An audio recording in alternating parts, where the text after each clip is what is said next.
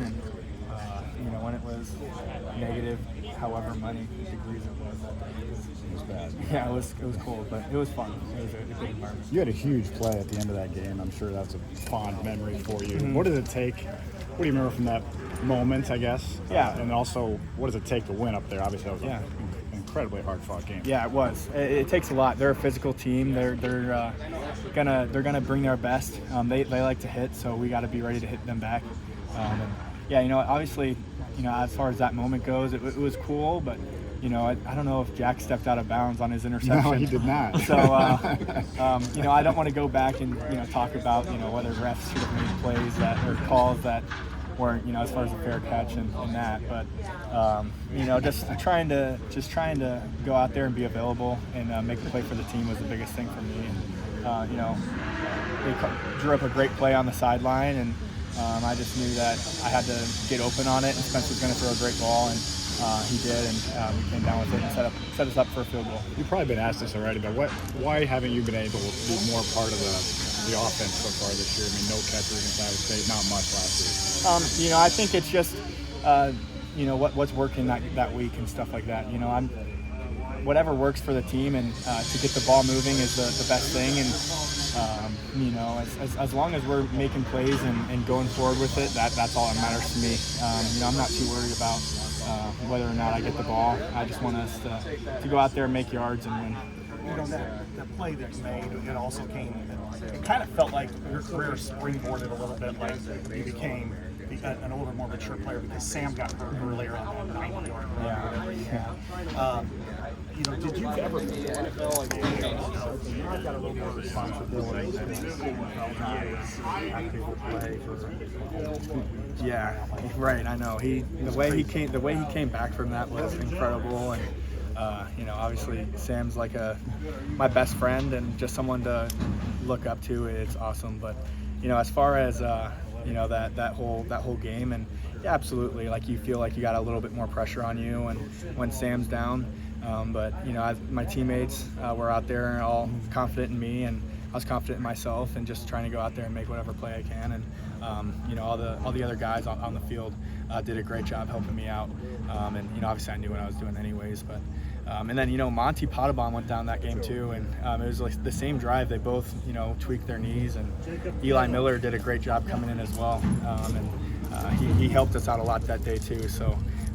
It was kind of odd that both of our starting fullback and starting tight end that year went out on the same drive, but it's just a testament to the coaches as well, just giving us the ability to know what we got to do out on the field, and just making us all prepared for the next minute and opportunity. That pig, I've been to its resting spot. Oh yeah, it's in Mabel, Minnesota, just across the border. It is just across. Okay. Yeah, this family bought it, and it died of cholera.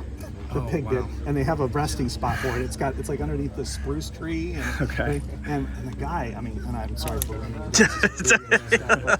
the guy was in World War II, and he was on the landing craft on D-Day, so he was taking the soldiers over to Normandy and then come bring back unfortunate ones, and then kept going back and forth. Oh, and wow. so just like blew me away. That's when I was there. unbelievable. Yeah. I don't know if you guys should report this part, but the person that emailed me was like, I hope, like, I heard it's on, like, the border of Iowa and Minnesota. I hope the ass end is in Minnesota. So that was pretty funny. That was a good email.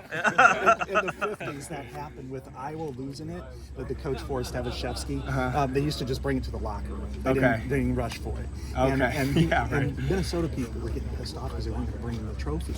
And all of a sudden, he just said, fine, go give it to him Hein first. Oh, yeah. so the managers had to go to give it to him. That's nice. Yeah. Nice. Thanks, guys. Yep. What has Jacob Gill added to this receiving corps? Yeah, the way he practices, he just goes out there with great intensity and practices really hard. I think that a lot of people have seen that and learned from it and have practiced harder. And he's just done a great job. So really excited to have Jacob on our team. He's obviously a great addition, and I'm excited to see what he can do the rest of the season. Was there a point in fall camp where you kind of saw like, okay, he kind of has that it factor?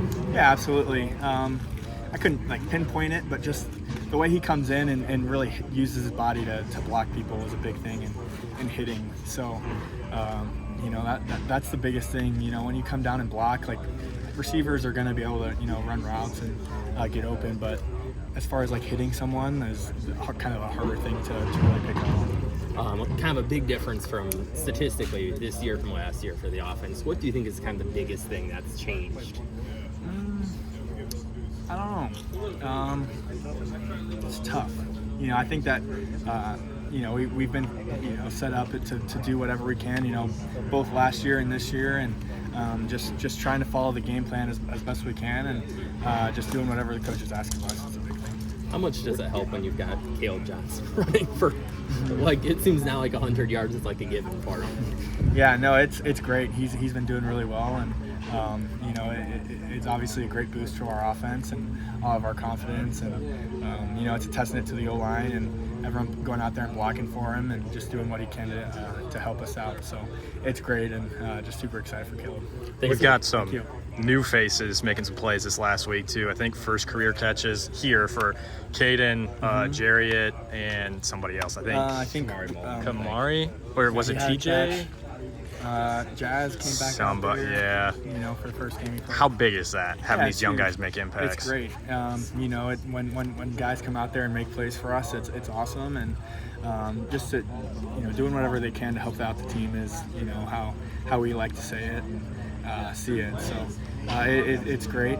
Super excited for them, and hopefully it continues to keep rolling. We heard a little bit about Caden from camp and Jarriett. Were you kind of expecting them to start, contributing here early this season? Yeah, absolutely.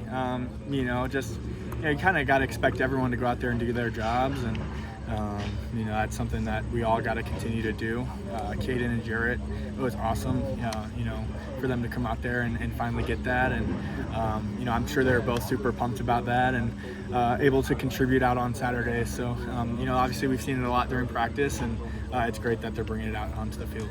I know it hasn't been a super productive start to the season for you, but do you feel like the offense has kind of got its footing now to start the season? You feel like you guys are starting to move in a positive direction? Yeah, absolutely. I think it's been great.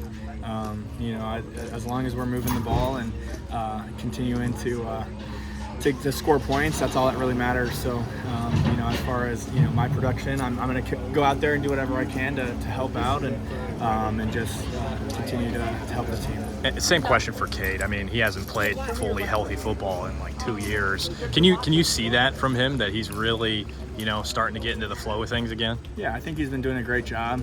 Just doing whatever Coach Lester asks.